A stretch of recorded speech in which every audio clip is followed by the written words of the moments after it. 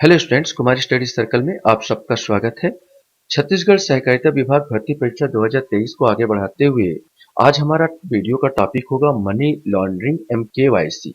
जो केवाईसी और money laundering पर पूरा जितना क्वेश्चंस बन सकते हैं उसको मैं बनाने की कोशिश किया, जो आपके लिए परीक्षा उपयोगी होगी। जो बच्चे नए हैं, जो मुझसे अभी भी जुड़ रहे हैं, उनको बता देना चाहता हूँ, ऐसे में बहुत सारे ऑब्जेक्टिव इस परीक्षा के लिए मैं ला रहा हूँ। आप अगर मेरे वीडियो को देखना चाहते हैं पुराने, तो मेरे प्लेलिस्ट में जाइए, जिसमें छत्तीसगढ़ सहकारिता विभाग वाला प्लेलिस्ट देखकर लगाकर सारे वीडियो को देख सकते हैं। तो चलिए एक एक को हम लोग यहाँ पर हल करने की कोशिश करते हैं। तो पहला क्वेश्चन यहाँ पर आपके सामने आता है, केवाईसी का अभिप्राय क्या है। केवाईसी का अभिप्राय क्या है, ये आपको बताना है। जैसे बहुत सरल क्वेश्चन है, मैं सरल क्वेश्चन से ही आपको दी हूँ। अपने ग्राहक को जानो, अपने आप को जानो, या अपने आसपास को पहचानो, अपने बैंक को जानो। KYC, know your customer, know your client, ये दो चीजें आता है। Know your customer, know your client, अपने ग्राहक को जानो, ये आपको पता होगा। भारत में केवाईसी की शुरुआत कब की गई, ये इंपॉर्टेंट क्वेश्चन। सन 2000 में, 2001 में, 2002 में या 2004 में, ये आपको बताना है। सही आंसर सी आएगा। केवाईसी की शुरुआत सन 2002 से स्टार्ट होती है।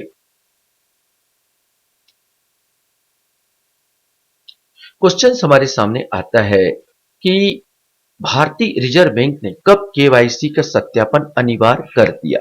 माने पहले अनिवार्य नहीं था यहां पर, लेकिन अनिवार्य कब का बना दिया।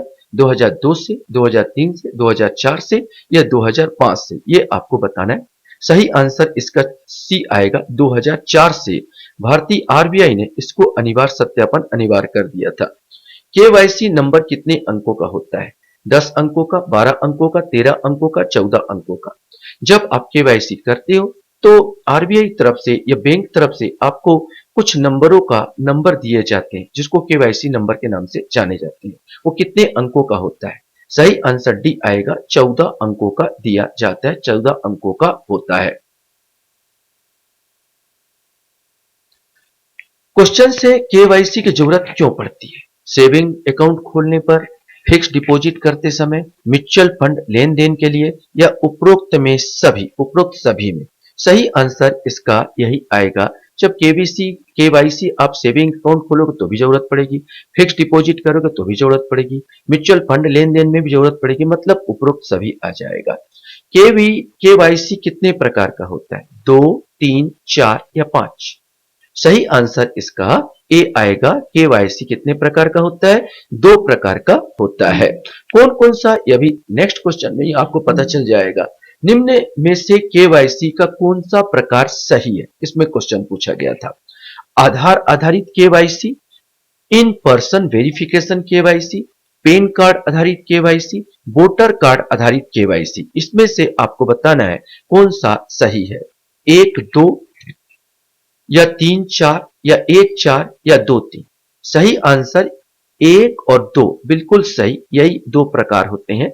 आधार आधारित केवाईसी, जिसको घर बैठे आप कर सकते हैं आधार कार्ड से, यहां पर इंटरनेट के द्वारा, नेट के द्वारा। इन पर्सन वेरिफिकेशन केवाईसी, जहां पर वहां पर जाके एजेंसी के पास आपको जमा देना होता है कुछ फोटोकॉपी, और आप करा सकते हो। ये 2 आधार पर कराया जा सकता है।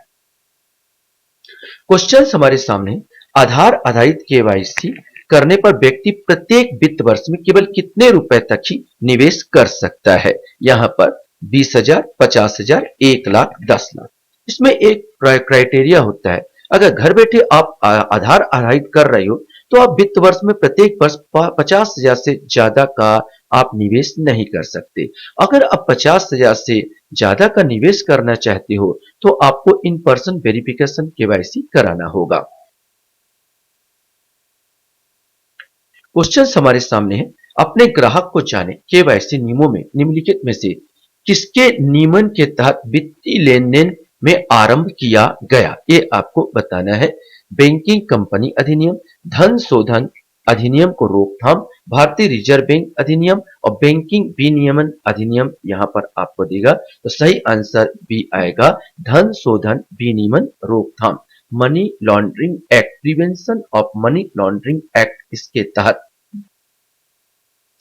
क्वेश्चन हमारे सामने यहां पर आता है, केवाईसी अनुपालन खालिस्तान की रोकथाम के तहत अनिवार्य अभ्यास है। यहाँ पर फिर कुछ क्वेश्चंस इस प्रकार घुमा के भी पूछ सकता है। Money laundering act 2002, money laundering 2003, money laundering act 2004 या मनी लॉन्ड्रिंग एक्ट 2005। सही आंसर ये मनी लॉन्ड्रिंग एक्ट 2002। इसी के तहत ये जरूरी कर दिया गया क्या, केवाईसी अनुपालन।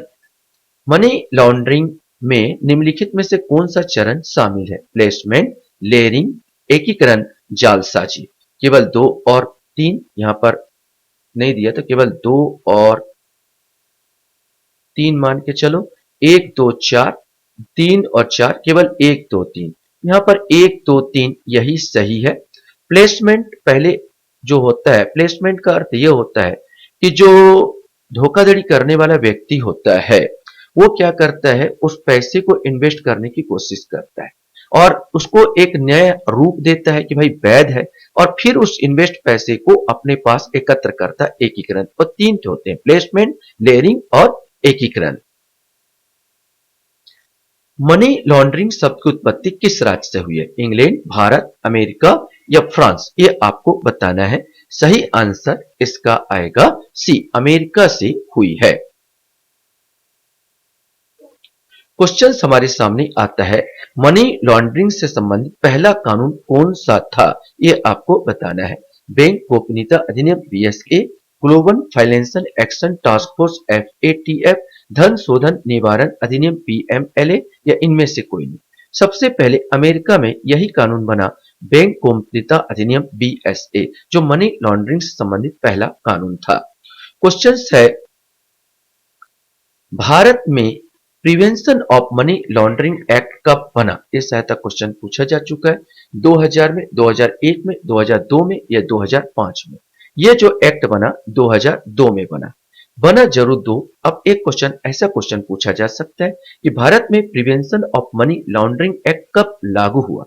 बना 2002 में। अब क्वेश्चन पूछे लागू कब हुआ, तो ये कब हुआ?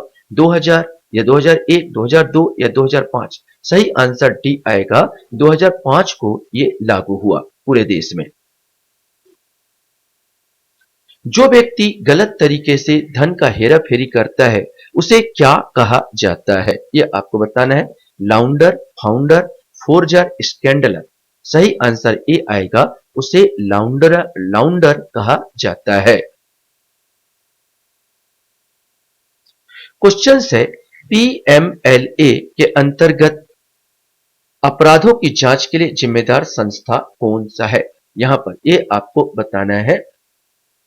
प्रिवेंशन मनी लॉन्ड्रिंग एक्ट के अंतर्गत अपराधों की जांच के लिए जिम्मेदार संस्था कौन सा है? सीबीआई, ईडी, आईबी या एनसीआरबी? सही आंसर बी आएगा, इसके लिए जिम्मेदार संस्था ईडी है, इन्फोर्समेंट डायरेक्टोरेट कहते हैं, प्राधिकरण प्रवर्तन निर्देशालय। ईडी से आजकल सारे नेता लोग, सारे भ्रष्टाचारी लोग दर दर कांपते हैं।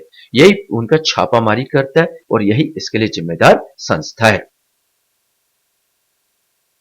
क्वेश्चन है, मनी लॉन्ड्रिंग अपराध के लिए prevention of money laundering act के तहत कितने वर्ष का कठोर कारावास दिया जाता है? यह आपको बताना है। 3 वर्ष का, 5 वर्ष का, 7 वर्ष का या 10 वर्ष का? सही आंसर ए आएगा, 3 वर्ष का कठोर कारावास है, जिसे 7 वर्ष तक बढ़ाया जा सकता है। वैश्विक स्तर पर मनी लॉन्ड्रिंग को रोकने के लिए कौन सी संस्था बनाई गई है? पीएमएलए, एफएटीएफ, बीएसए या आईएमएलए? सही आंसर बी आएगा, FATF. FATF global financial action task force ये बनाया गया, माने पूरे वैश्विक, माने बहुत सारे देश इसके अंतर्गत जुड़े हुए हैं। मनी लॉन्ड्रिंग का अर्थ क्या है? यहां पर एक क्वेश्चन है।